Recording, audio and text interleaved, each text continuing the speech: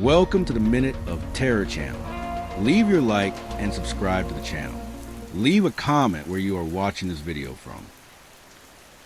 Last month, I was traveling for work, driving down long, desolate highways for an important client meeting. It was one of those exhausting trips where the asphalt seems endless and the horizon is just dry brush and a gray sky. In the middle of nowhere, with the sun already setting, I decided to stop and rest at an old roadside hotel. You know, the kind of place that feels stuck in time? The paint on the walls was peeling, with yellowish stains from dampness. The wooden floor creaked with every step, and a neon sign out front flickered irregularly, like it was about to give out. The place looked like it hadn't been touched since the 70s, with an air of abandonment that gave you a slight chill. I was wiped out, my eyes heavy from hours of driving, so I grabbed the key to room 313 at the front desk. The desk clerk, a middle-aged guy who looked like he'd seen it all, barely glanced at me as he handed over the key. The room was exactly what I expected. Basic, almost Spartan. There was a bed with springs that creaked just looking at it, a faded comforter with an ugly floral pattern, an old CRT TV that probably didn't work, and a huge mirror on the wall opposite the bed. The mirror was the only thing that stood out, heavy with an intricately carved wooden frame. It seemed way too fancy for such a rundown place. It dominated the room, reflecting everything with an almost unsettling clarity. That first night, I passed out as soon as I hit the bed, drained from the trip. But around 3 in the morning, I woke up with a weird feeling like someone was watching me. My heart was racing before I even opened my eyes. When I finally did, I saw something in the mirror, a vague, dark shadow that seemed to move slowly, like it was swaying in the dim light. I turned on the light with shaky hands, checked every corner of the room, even lifted the dusty curtain and looked behind the mirror, hoping for some logical explanation. Nothing. Just me, the heavy silence, and the feeling that I was being ridiculous. It's just exhaustion, I told myself, trying to believe it. Weird place, long day, my mind's playing tricks. The next night, things got weirder. I dreamed of a woman, probably in her 30s, with long dark hair, sunken eyes, and a desperate look that seemed to pierce right through you. She reached out to me, her fingers trembling, and said in a clear, anguished voice, "Please, help me. Don't leave me here." Her voice was so real it felt like it echoed in the room. I woke up in a cold sweat, my heart pounding like I just run a marathon. I looked at the mirror, and it was completely fogged up, like someone had been breathing on it for hours. And that wasn't all. There were handprints, clear as day, scattered across the surface, like someone had been clawing at the glass. I wiped it down, trying to rationalize that it could be a faulty AC unit or the room's humidity, but deep down I knew something was off. Who leaves handprints on a mirror in the middle of the night? And why do they look so human? The following nights were a recurring nightmare. The same dream, the same woman, the same plea for help in that voice that sounded like it was begging for salvation. Every morning, the mirror was fogged up, with the same handprints, some so clear I could swear I saw the lines of the fingers. I started dreading sleep. I'd lie awake, staring at the mirror, too scared to close my eyes and see that shadow again. My paranoia grew, and the room felt smaller and smaller, like the mirror was swallowing the space. One time, feeling awkward, I tried chatting up the desk clerk, fishing for any weird stories about the room. He just shrugged with a crooked smile and said, "Old hotel. You know how it is. Places like this have a weird vibe. Don't overthink it, man." His answer only made me more uneasy. On the last day of my stay, as I was packing up to leave, my charger fell under the bed. I knelt down, reached into the dark, and felt something besides the cord. It was an old photo, a dusty Polaroid with yellowed edges.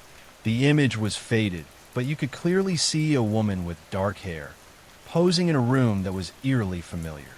The same ugly floral comforter, the same chipped wooden headboard, and in the background, the same mirror with its ornate frame. My stomach churned. I flipped the photo over with trembling hands, and there was a faint, handwritten note. Room 3/13/1982. My heart raced. I didn't know what to do with it, so I left the photo on the nightstand, grabbed my stuff, and rushed to check out, not looking back.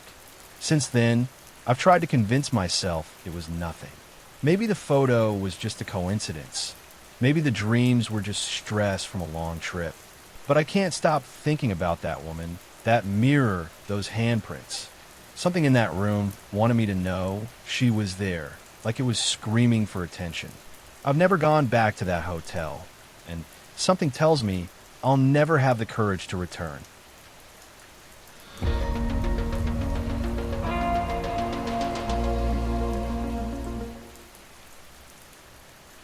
When my grandmother died, I inherited her house in the countryside, an old wooden mansion tucked away among hills and gnarled trees at the end of a dirt road that seemed to go on forever.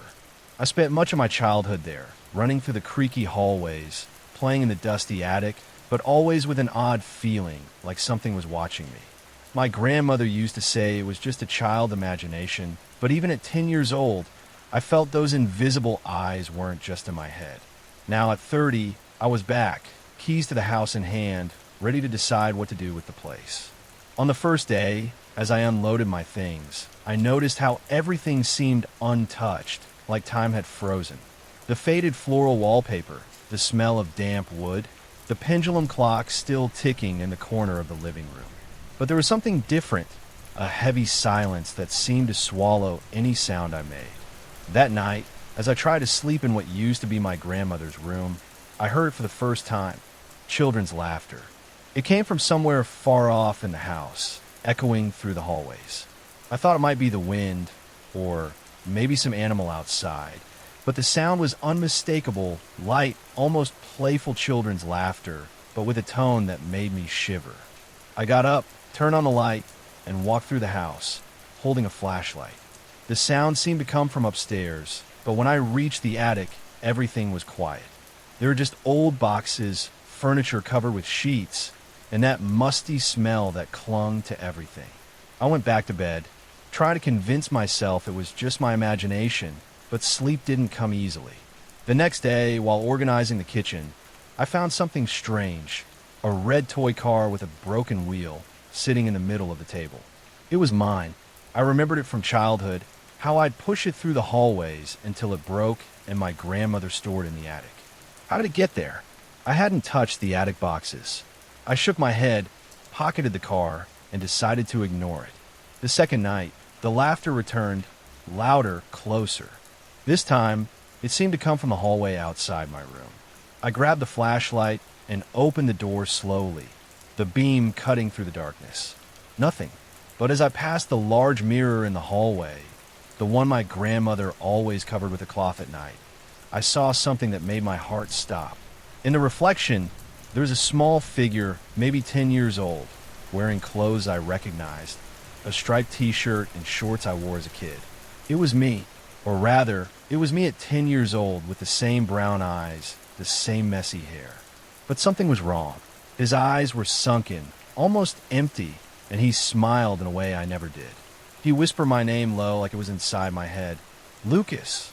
I spun around, expecting to find someone behind me, but the hallway was empty. In the mirror, the reflection was gone too. My heart was pounding so hard I could barely breathe. I ran to the room, locked the door, and stayed up all night with the flashlight on. In the morning, I decided it was time to investigate. I went up to the attic, rummaged through the boxes, and found more of my old toys. A plastic soldier, a marble, a notebook with my childhood drawings. Everything was there, like it had never been touched. But that night, when I went downstairs to eat, I found the toys scattered around the living room, like someone had been playing with them. The soldier was standing on a coffee table. The marble was rolling on its own across the floor, and the notebook was open to one of my drawings, a scribble of a child with black eyes, holding my hand. I couldn't take it anymore. I called my mom, asking if she knew anything weird about the house. She hesitated before answering, but finally told me that when I was little, I used to talk about a friend who played with me at night. My grandmother thought it was just an imaginary friend, but once she found me in the attic, talking to the mirror, saying he wanted me to stay forever. My mom laughed, said it was just kid stuff, but her voice was shaky. I hung up, feeling a chill down my spine. That night, I decided to face whatever it was. I grabbed a screwdriver and tore the mirror off the hallway wall. As I carried it to the backyard, it felt heavier than it should, like something was holding it back. When I set it down on the ground, I heard the laughter again, now loud, almost hysterical, coming from inside the house. I ran back inside, locked the door, and sat in the living room, clutching the flashlight like a weapon. Then, I heard light footsteps coming down the stairs. Child's footsteps. They stopped at the living room door, and the doorknob started to turn slowly. I shouted, "Who's there?" Silence. But then, from the other side of the door, I heard my own voice, the way I sounded at 10 years old. "Why don't you want to play with me, Lucas? I just want us to be together, forever." I don't know how I survived that night. I stayed frozen, flashlight aimed at the door, until the sun came up. When I opened the door, there was nothing. But on the floor, there was a note, written in my childhood handwriting. "You can't leave. I'm you." I grabbed my things and left the house that same day. I never went back. I sold the land without looking back. But sometimes when I pass a mirror at night, I feel him watching me. And on some nights, I still hear that laughter, faint, like he's still waiting for me to come back and play.